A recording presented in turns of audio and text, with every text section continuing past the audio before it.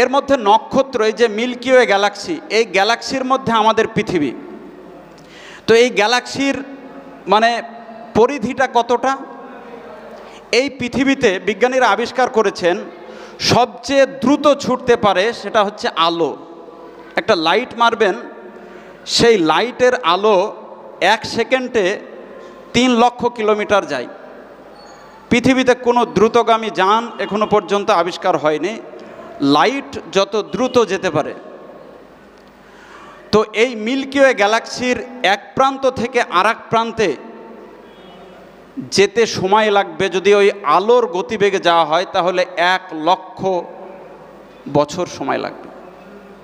আপনি ভাবতে পারছেন সেই গ্যালাক্সিটার পরিধি কতটা? এবং এই মিল্কি ওয়ে গ্যালাক্সির মধ্যে আপনার নক্ষত্র আছে, সূর্য একটা নক্ষত্র। তো এই রকম নক্ষত্র, সূর্য কতটা বড় জানেন? তো এইরকম সূর্যের মতো 10 থেকে 40 লক্ষ কোটি আপনার নক্ষত্র আছে এই মিল্কি ওয়ে গ্যালাক্সির মধ্যে। এই মিল্কি ওয়ে গ্যালাক্সিটা হচ্ছে কাছের, এবং ওই গ্যালাক্সির মধ্যে আমাদের পৃথিবী। এর পরের যে গ্যালাক্সি আছে সেটার নাম হচ্ছে অ্যান্ড্রোমেডা। কি বললাম? অ্যান্ড্রোমেডা। এই অ্যান্ড্রোমেডা গ্যালাক্সির এক প্রান্ত থেকে আরেক প্রান্তে যেতে যদি আলোর গতিবেগে যাওয়া হয়, মানে 1 সেকেন্ডে 3 লক্ষ কিলোমিটার, তাহলে 2 লক্ষ বছর সময় লাগবে এক প্রান্ত থেকে আরেক প্রান্তে যেতে। বুঝতে পারছেন? এবং এই অ্যান্ড্রোমেডা গ্যালাক্সির মধ্যে যে নক্ষত্র আছে প্রায় 1 লক্ষ কোটি, বুঝতে পারছেন? 1 লক্ষ কোটি গ্যালাক্সি মানে নক্ষত্র আছে, যেটা সূর্যের চেয়েও বড়। এই রকম গ্যালাক্সি কত আছে? বিজ্ঞানীরা বলছেন প্রায় 2 লক্ষ কোটি গ্যালাক্সি আছে, এরকম গ্যালাক্সি। এর পরেও বিজ্ঞানীরা থেমে নেন। এইরকম মাল্টিভার্স, এইরকম মহা যে শূন্য, এরকম মহাশক্তি যে কত আছে, কত গ্যালাক্সি আছে, এ কল্পনার বাইরে। আর অ্যান্ড্রোমেডা যে গ্যালাক্সি যেটা বললাম, আমাদের গ্যালাক্সির পরে পৃথিবী থেকে সেই গ্যালাক্সিতে যেতে যদি আলোর গতিবেগে যাওয়া হয় 1 সেকেন্ডে 3 লক্ষ কিলোমিটার গতিবেগে, তাহলে 25 লক্ষ বছর সময় লাগবে। বুঝতে পারছেন? তাহলে অ্যান্ড্রোমেডা গ্যালাক্সি, তার চেয়ে ছোট মিল্কি ওয়ে গ্যালাক্সি, সেই মিল্কি ওয়ে গ্যালাক্সির মধ্যে সৌরজগৎ, সেই সৌরজগতের মধ্যে পৃথিবী একটা গ্রহ ছোট্ট, সেই পৃথিবীর মধ্যে ভারত একটা দেশ, সেই দেশের একটা রাজ্য পশ্চিমবঙ্গ, সেই পশ্চিমবঙ্গের মুর্শিদাবাদ জেলার একজন ক্ষুদ্র মানুষ আমি আপনি। আল্লাহর এই বিশাল সৃষ্টি, এই সৃষ্টির কাছে মানুষ কত তুচ্ছ আপনি ভাবতে পারছেন? সেই মানুষের এত অহংকার হয় কি করে? সেই মানুষ হচ্ছে, কোরআন হাদিসের আলোচনা হচ্ছে, কি করে ঘুমিয়ে থাকে? মানুষের বিবেক দংশন করে না? কোরআন হাদিস এত আলোচনা হচ্ছে, এত পড়াশোনা হচ্ছে, এত চর্চা হচ্ছে, কিন্তু মানুষের মধ্যে, মানুষের জীবনে রেখাপাত করছে না। যারা জন্মগত মুসলমান, তারা জন্মগত মুসলমান হিসাবেই থাকছে, যেভাবে চলছে সেভাবেই চলছে, কোনো পরিবর্তন আসছে না। রোজা আসছে, রোজা চলে যাচ্ছে, যেমন ছিলাম তেমনিই হয়ে যাচ্ছে আমরা। কিন্তু আমাদেরকে বুঝতে হবে আমাদের জীবন কি এভাবেই চলবে? না, আল্লাহ রাব্বুল আলামিনের ইচ্ছার বাইরে আমরা আমাদের জীবন পরিচালিত করতে পারি না। আল্লাহ রাব্বুল আলামিন এবং তার প্রিয় হাবিব এই রাত্রি জাগরণ করার কথা বলেছেন, এবং সাহাবাদের মধ্যে হিড়িক পড়েছিল এই রাত্রি জাগরণ করার ব্যাপারে। কিন্তু আজকে আমরা কতটা পিছিয়ে আছি? আমরা কাকে খুশি করতে চাইছি? আমাদের নিয়াতটা কি আমাদেরকে একটু বুঝতে হবে। ভাই বন্ধুরা আমার, আজকে আল্লাহকে যদি আমরা সত্যিই ভালোবাসি, তাহলে আল্লাহর জন্য আমরা, নবীর জন্য আমরা অনেক কিছু করতে পারি, আমাদের জীবন পর্যন্ত বিসর্জন দিতে পারি, তাই কি না? পারি তো? যদি সত্যিকারের ভালোবাসি তাহলে পারি তো। কিন্তু এটা আমরা মুখে বলি, কিন্তু বাস্তবে দেখা যায় না। যখন নবীর বিরুদ্ধে কথা বলা হয়, কোরআনের বিরুদ্ধে কথা বলা হয়, যখন প্রতিবাদ সভা ডাকা হয়, তখন আমরা কেউ যেতে চাই না। অথচ যখন একটা গার্লফ্রেন্ড ডাকে ফোন করে, যখন পার্কে ডাকে, তখন তাকে ভালোবাসার জন্য আমরা চলে যাই কি যাই না? তো ভালো কতটা বাসতে হবে আল্লাহকে, এটা আমাদেরকে বুঝতে হবে। আল্লাহ রাব্বুল আলামিনের প্রিয় হাবিব একটা হাদিস বর্ণনা করেছেন। হাদিসটা বুখারীর প্রথমে এসেছে, একদম প্রথম, ইন্নামা আমালু বিন্নিয়াত। বুঝতে পারছেন যে প্রত্যেকটি কাজ তার নিয়াতের উপরে তার ফায়সালা করা হবে। একটু কথা আসতে বলেন। তো এই হাদিসটার প্রেক্ষাপটটা কি? একজন মক্কার লোক, সে একজন মহিলাকে ভালোবাসত।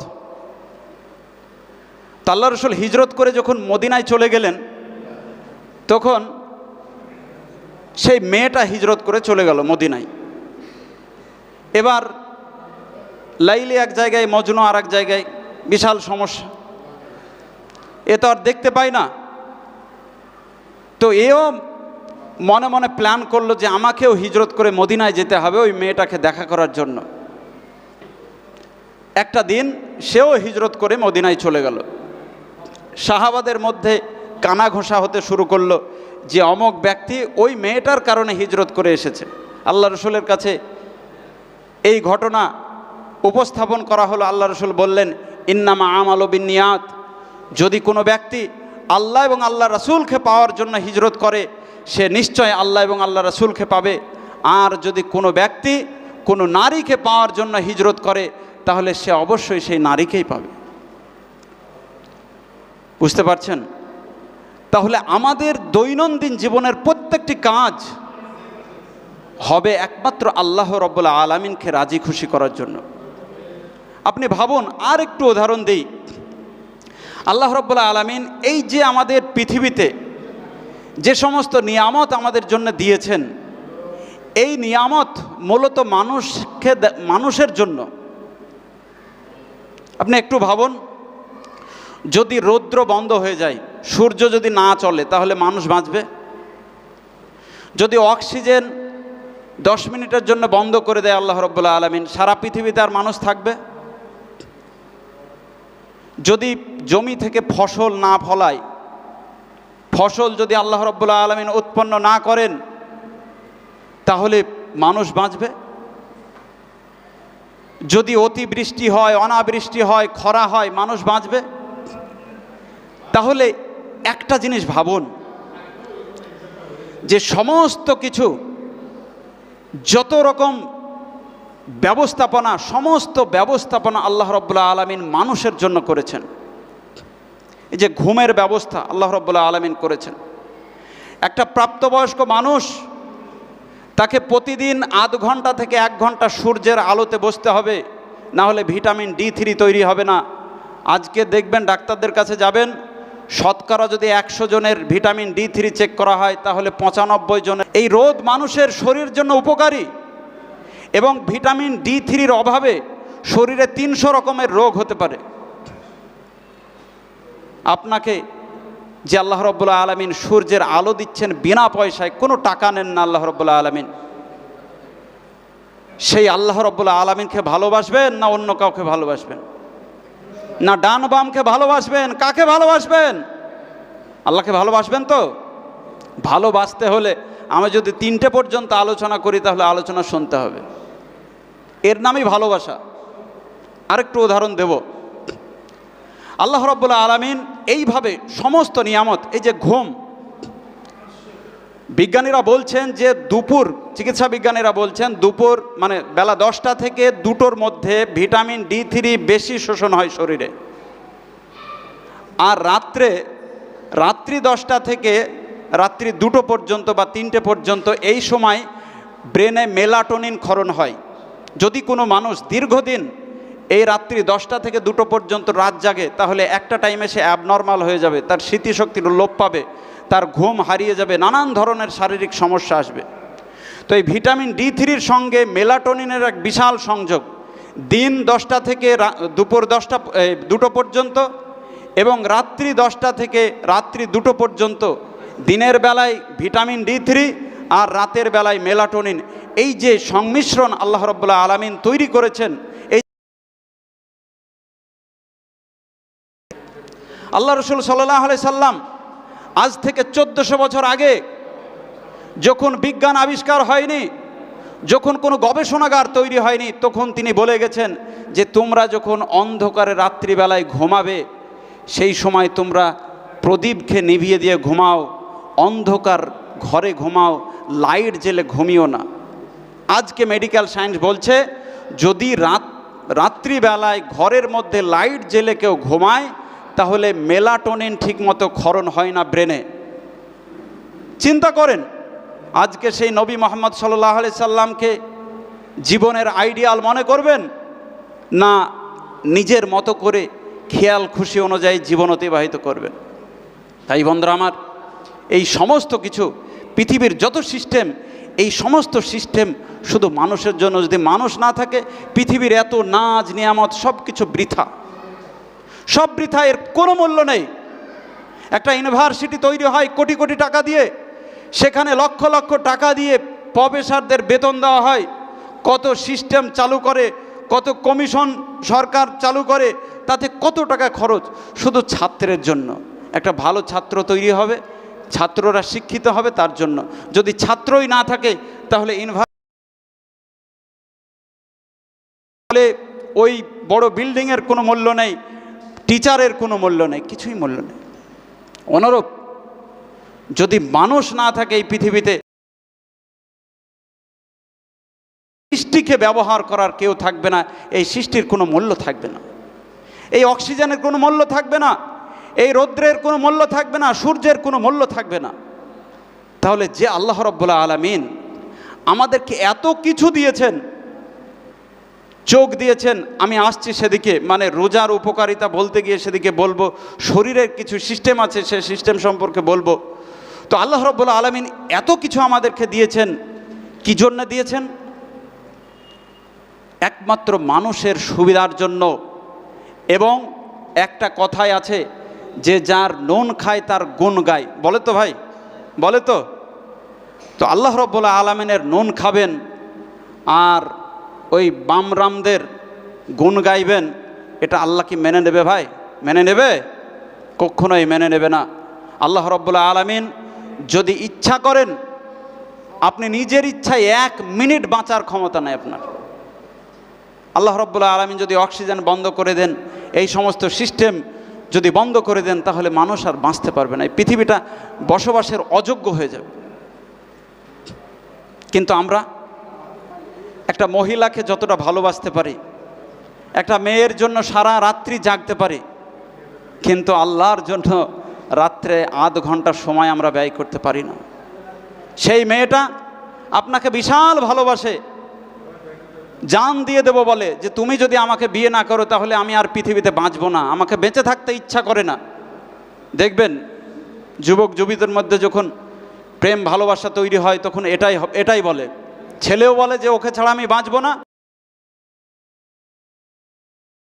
দিয়েছে ছেলেটা মেয়েটাকে, আর মেয়েটা ছেলেটাকে কি দিয়েছে যে তারা বাঁচবে না? অথচ আল্লাহর জন্য আপনাকে বাঁচতে হবে, জীবন অত সংকীর্ণ নয়।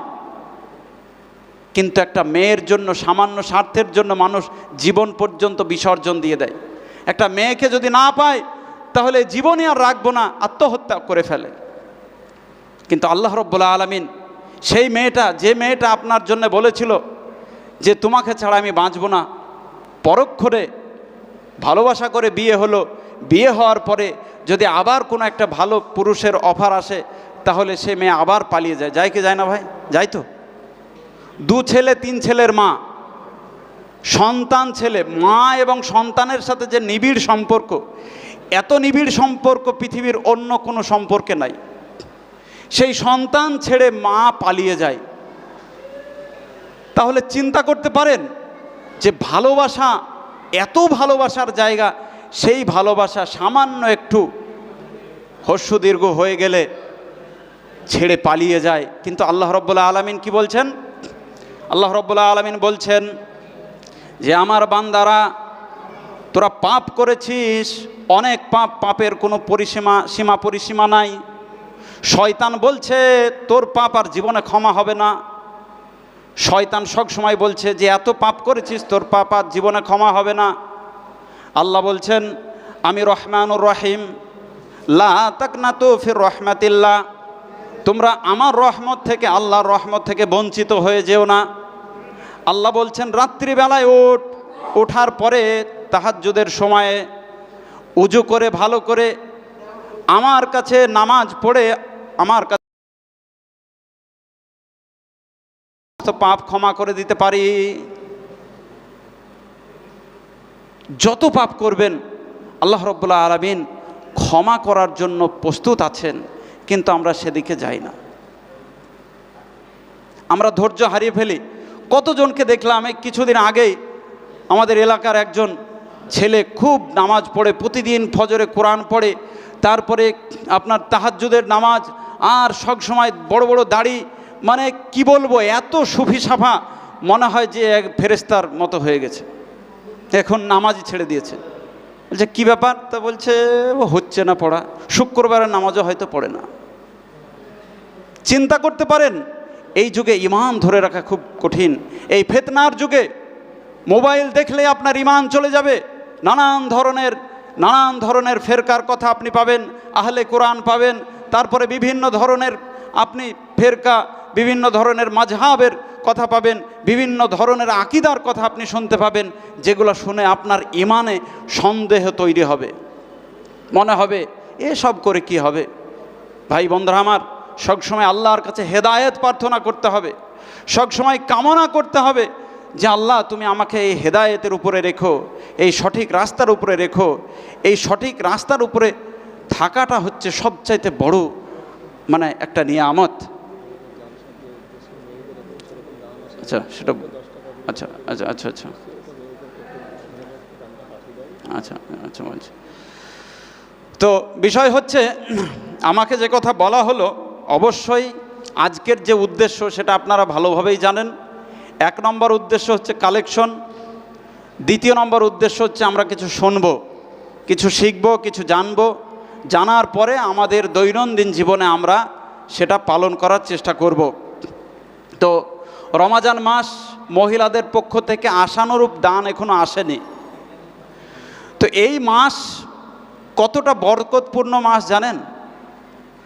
এই মাসে আল্লাহ রাব্বুল আলামিন কোরআন অবতীর্ণ করেছেন, এই রাত্রে কোরআন অবতীর্ণ করেছেন। কোরআনের জন্য এই মাস সম্মানিত, কোরআনের জন্য আমরা সম্মানিত, কোরআনের জন্য মুসলিম জাতি সম্মানিত। সেই বরকতময় মাসে, বরকতময় রাত্রিতে আমরা অবস্থান করছি। এই মাসে যদি আপনি 1 টাকা দান করেন, অনেকে বলে যে এতদিন আমরা শুনে আসছিলাম যে 70 গুণ নেকি হয়, কিন্তু এখনকার উলামারা বলছেন এ হাদিস দুর্বল, জাল। 1 টাকা দান করলে কত নেকি হয় আল্লাহ ছাড়া কেউ জানে না। নেকির কোনো সীমা পরিসীমা নাই। সেই রকম একটা মাসে আমরা অবস্থান করছি, আমাদেরকে স্বতঃস্ফূর্তভাবে এই মসজিদে দান করতে হবে। আর একটু এই ভালোবাসার কথা বলেই আমি আমার বক্তব্যের মেন জায়গায় চলে আসছি। আপনারা মানে এটা অন্য ধর্মের কথা হলেও বলছি বোঝানোর স্বার্থে। আপনারা কবি চণ্ডীদাসের নাম শুনেছেন? যারা শিক্ষিত মানুষ শুনবেন হয়তো, চণ্ডীদাস। তো চণ্ডীদাস তিনি একটা বিখ্যাত কথা বলেছিলেন যে সবার উপরে মানুষ সত্য, তাহার উপরে নয়। মানুষ হচ্ছে সবার উপরে। মানুষের মধ্যে ভালোবাসা, মানুষের মধ্যে প্রেম প্রীতি, মানুষের মধ্যে সৌভ্রাতৃত্ববোধ, এটা সবচেয়ে বড়। পৃথিবীতে যা কিছু আছে সবচেয়ে বড় হচ্ছে এটা। মানুষের মধ্যে ভ্রাতৃত্ববোধ, ন্যাশনালিটি, জাতীয়তার চেয়ে মানবতা অনেক বড়। তো সেই চণ্ডীদাস ব্রাহ্মণ জমিদার ঘরের ছেলে। তো চণ্ডীদাসের বাড়ি নদীর এই পারে, আর তার যে প্রেমিকা অর্থাৎ চণ্ডীদাস যে মেয়েটাকে ভালোবাসত, তার বাড়ি হচ্ছে নদীর ওই পারে। সেই মেয়েটার নাম ছিল রজকিনী। মেয়েটা ধূপার মেয়ে, কাপড় কাছে শাল কাছে, এই ধূপার মেয়ে, নিচু জাত, দলিত, শিডিউল কাস্ট, শিডিউল ট্রাইব। আর চণ্ডীদাস হচ্ছে ব্রাহ্মণ সন্তান এবং জমিদারের ছেলে। তো চণ্ডীদাসের চোখে ওই মেয়েটাকে ভালো লেগেছিল। তো এই ভালো লাগা, সে জানতো আমি ব্রাহ্মণ আর ওরা হচ্ছে দলিত, শূদ্র, আমার ফ্যামিলি, আমার পাড়া প্রতিবেশী, আমার সমাজ কোনোভাবে এটা মেনে নেবে না। তবুও এই ভালো লাগা, চণ্ডীদাস একটা ছিপ হাতে করে নিয়ে, বংশী নিয়ে সে ওই নদীতে মাছ ধরত। দীর্ঘ 12 বছর ধরে সে ওখানে ছিপ পেলে বসে থাকতো। আর ওই রজকিনী সে ওই ঘাটে কাপড় কাচতে আসতো। তার কারণ ওর পিতা ছিল গরিব, অসুস্থ, সংসার তাকেই চালাতে হতো। তো তার সৌন্দর্যে সে মুগ্ধ হয়ে 12 বছর ধরে সেখানেই বসে আছে। এও কথা বলে না, ও কথা বলে না। একদিন রজকিনী বলছে, কি ব্যাপার, তোমার বংশীতে কি মাছ লেগেছে? তখন চণ্ডীদাস বলছে যে আমার বংশীতে মাছ লাগেনি, তবে একটু ঠোকর দিয়েছে। সেই চণ্ডীদাস জানতে পারল। তখন এদের সমাজ, ব্রাহ্মণ্য সমাজ, বিশাল বল প্রয়োগ করলো ওই শূদ্র সমাজের উপরে। যদি তোর মেয়ে আমার ছেলেকে বিয়ে করে, তাহলে গোটা পাড়াকে পাড়া, গ্রামকে গ্রাম আগুন দিয়ে পুড়িয়ে দেব। আপনি চিন্তা করুন, একটা মানুষ একটা নারীর জন্য 12 বছর ধরে ওয়েট করতে পারে।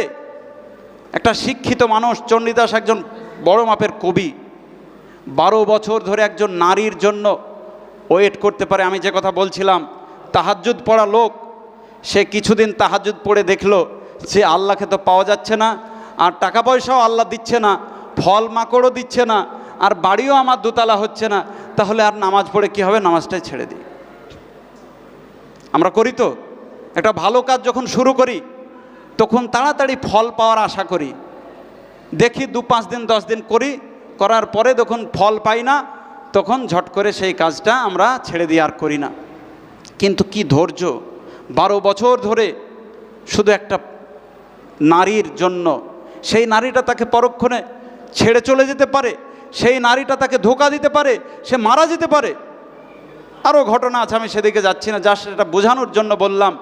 তাহলে মানুষ একটা মানুষকে যতটা ভালোবাসে, ঠিক ততটা ভালোবাসা নবীকে বাসে না, আল্লাহকে বাসে না। আল্লাহ রসুল বলছেন যে তোমার সন্তান সন্ততি, তোমার স্ত্রী, তোমার পিতামাতা, তোমার সম্পদ, সমস্ত কিছুর চেয়ে যদি আমাকে বেশি ভালো না বাসতে পারো, তাহলে তুমি প্রকৃত উম্মত হতে পারো নি।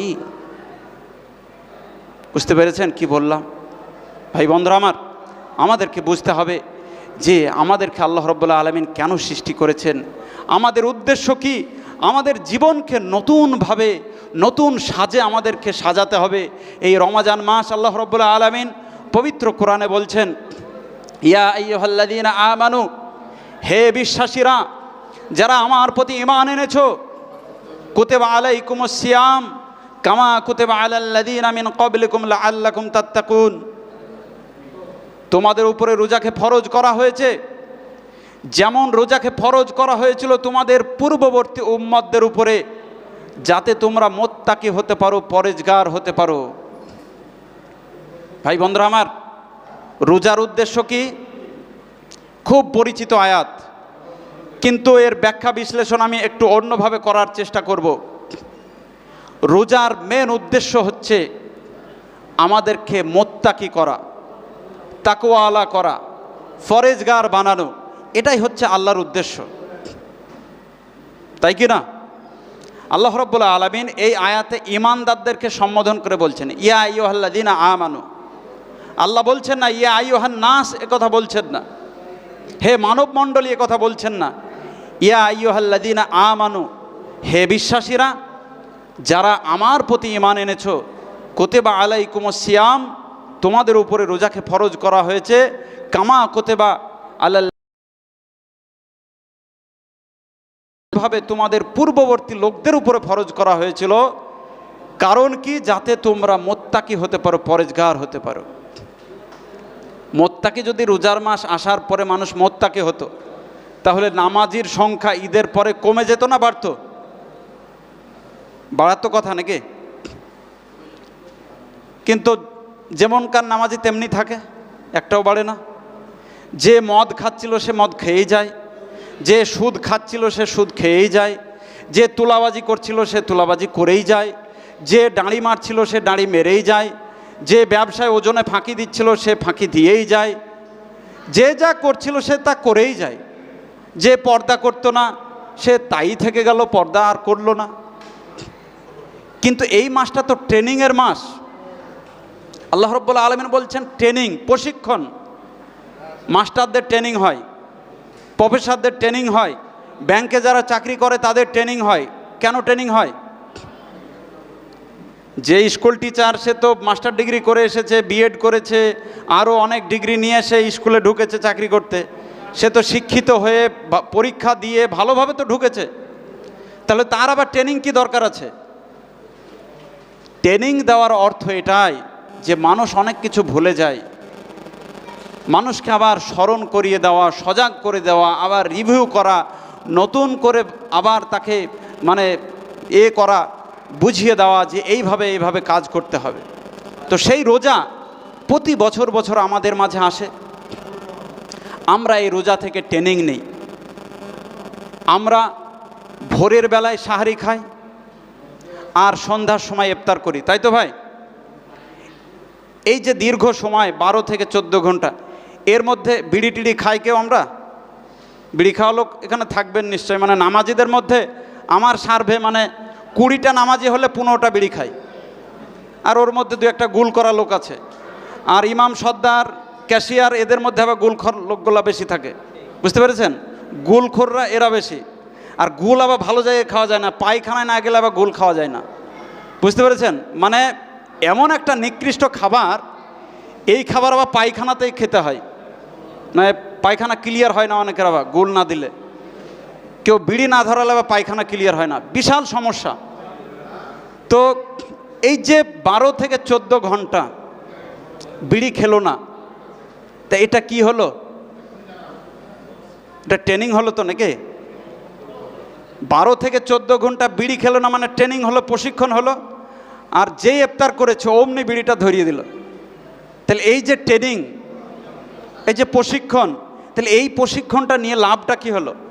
অনেকে আবার বিড়ি দিয়ে ইফতার করে দেয়। একজন প্রশ্ন করেছিল যে কোনো খাবার নাই তা বিড়ি দিয়ে ইফতার করা যাবে? কি নালায়েক, চিন্তা করা যায়? বিড়ি এমন একটা খারাপ জিনিস, ধূমপান এমন একটা খারাপ জিনিস, ধূমপান করলে পেপটিক আলসার হতে পারে, ঠোঁট কালো হয়ে যেতে পারে, কার্ডিওভাস্কুলার ডিজিজ হতে পারে, আপনার মারাত্মক ক্যান্সার রোগে আক্রান্ত হতে পারে, আপনার অর্থনৈতিক ক্ষতি হবে। আপনার প্রতিদিন টাকা দিয়ে কিনতে হয় বিড়ি, ফ্রি তো দেয় না।